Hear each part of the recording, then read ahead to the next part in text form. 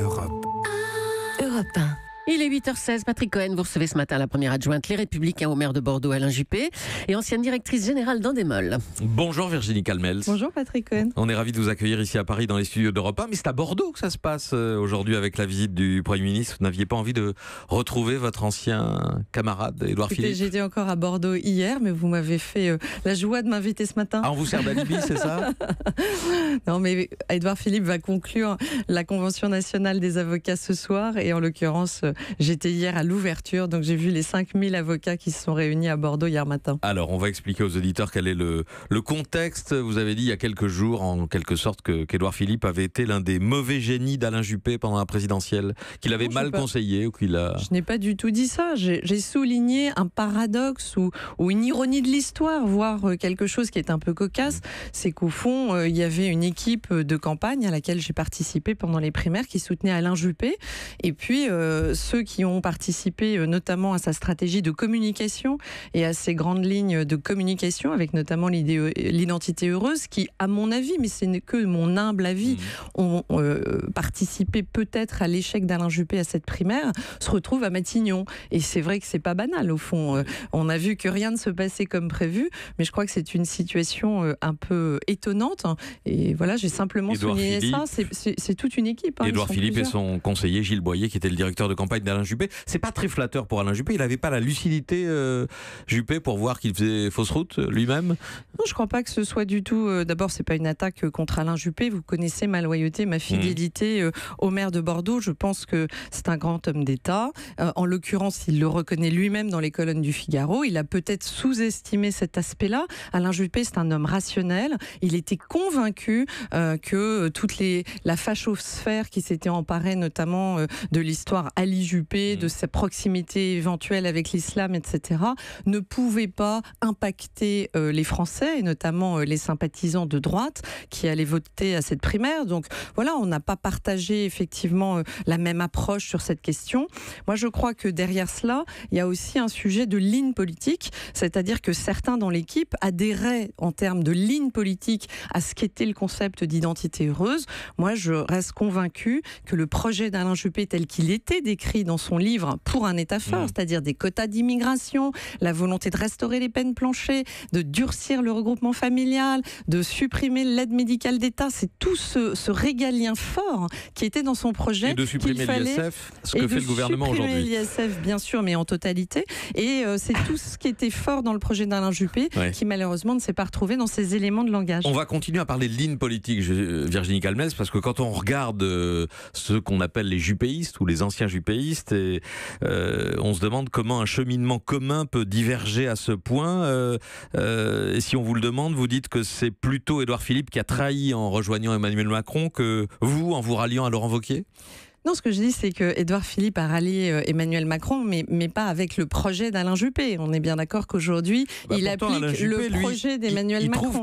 Il trouve qu'il y a beaucoup de points de convergence. Mais il y en a certains, et bien sûr qu'il faut le reconnaître. Vous savez, moi, je fais partie de ces gens qui pensent que nous devons reconstruire une opposition à Emmanuel Macron, qu'on ne peut pas laisser le pays avec simplement 3 blocs, Mélenchon, Le Pen et Macron, qu'il y a tout un tas de Français qui ne se reconnaissent pas dans ces 3 figures politiques, et que la droite a toute sa place. Mais elle a toute sa place en se reconstruisant sur nos points et nos socles communs de valeurs. Mais bien sûr que Emmanuel Macron, parfois, fait des choses qui vont dans la bonne direction, et nous saurons le reconnaître. Mais c'est pas pour ça qu'Emmanuel Macron est aujourd'hui en train d'appliquer le projet d'Alain Juppé. Je viens de vous énoncer sur le régalien toutes les mesures qui étaient dans le projet d'Alain Juppé qui ne sont pas mises en œuvre par Emmanuel Macron aujourd'hui.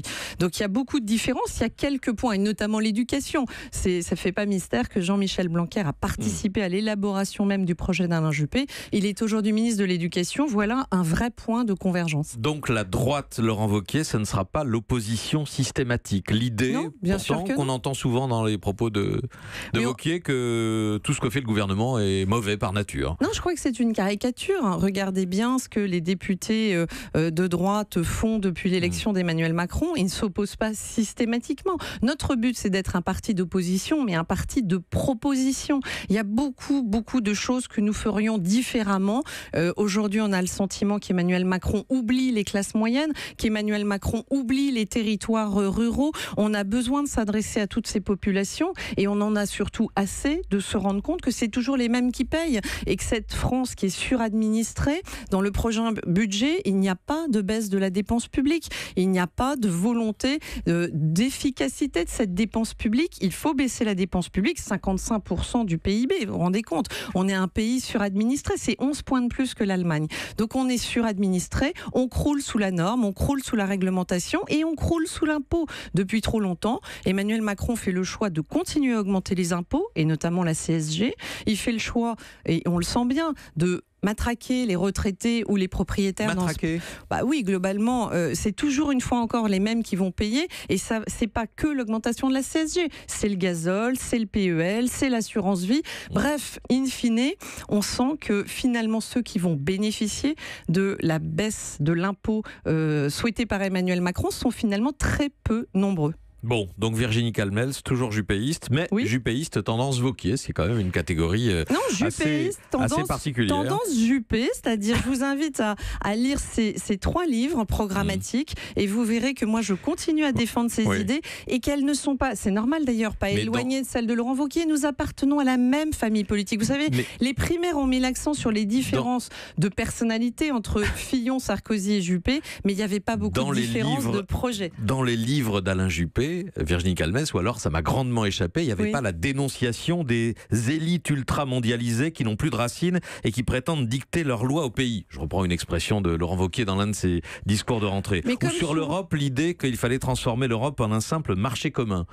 Non, d'abord, la pensée de Laurent Wauquiez est plus subtile que ça sur l'Europe. L'idée, c'est de recentrer l'Europe. L'Europe, il faut tout changer, Odile Jacob, 2014. Oui, mais vous voyez, vous parlez de 2014. Moi, je pense que ce qui est intéressant, c'est de regarder l'avenir. Comment on va reconstruire cette droite et avec quelle ligne idéologique, politique, quel projet.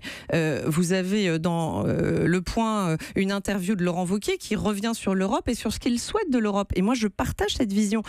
Nous sommes pro-européens. Donc il a évolué sur l'Europe. Oui, je pense qu'il a... Ses positions de 2014 sur une Europe, un petit noyau, une Europe à 6. Vous savez, le monde change et les positions, elles doivent aussi changer avec l'évolution du monde. Et notamment le régalien fort, aujourd'hui plus que jamais, dans une France qui est en guerre contre l'islamisme radical, c'est vraiment un sujet important et c'est normal que nous le mettions au centre de notre projet politique. Les élites ultramondialisées, vous reconnaissez dans ce genre de discours? Non, mais vous savez, là encore, refaisons pas les éléments de langage, parce que quand on reprend l'identité heureuse ou la campagne des primaires, on avait l'impression que Alain Juppé était devenu centre-gauche.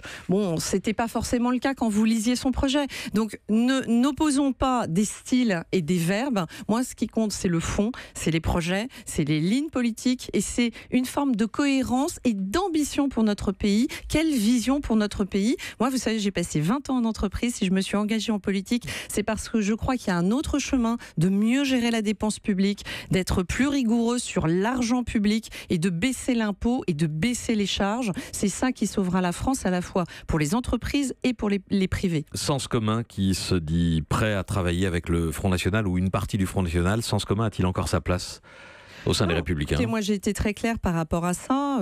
Je considère que toute personne qui tend la main au Front National n'a pas sa place dans notre famille politique. Après, les propos du président de Sens commun peut-être n'engagent que lui-même. Moi je ne sais pas si tous les gens de Sens commun sont en phase avec ces propos. C'est à eux de clarifier ça. En ce qui me concerne, ma ligne sera très claire. Pas de main tendue au Front National, ni maintenant, ni jamais. Et je rappelle qu'au sein des Républicains, même si Laurent Wauquiez est ultra favori, il y a une compétition, 4 candidats. Est-ce qu'il acceptera de débattre, Laurent Wauquiez? Je sais pas, j'en ai pas parlé avec lui, mais pourquoi pas. Il y a une proposition de débat qui est sur la table et pour l'instant, il n'y a pas de réponse de son côté. Je ne peux pas répondre à sa place, mais vous savez, moi je suis une femme qui croit qu'il faut toujours défendre ses convictions, donc je suis toujours ouverte au débat. On ne l'a pas beaucoup entendu depuis l'intervention du président de la République dimanche dernier. Parce qu'il est beaucoup en province, parce que Laurent Wauquiez ne considère pas cette élection comme une élection qu'il devrait...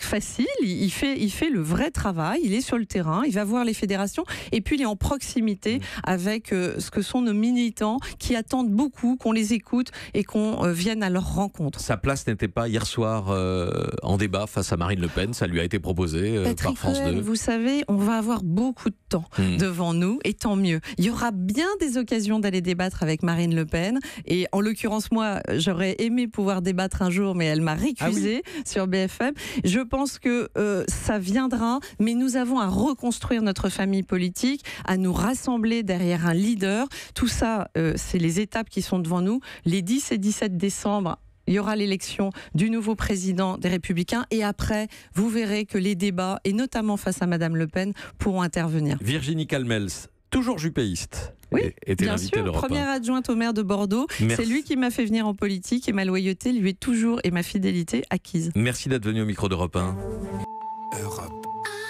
Europe 1.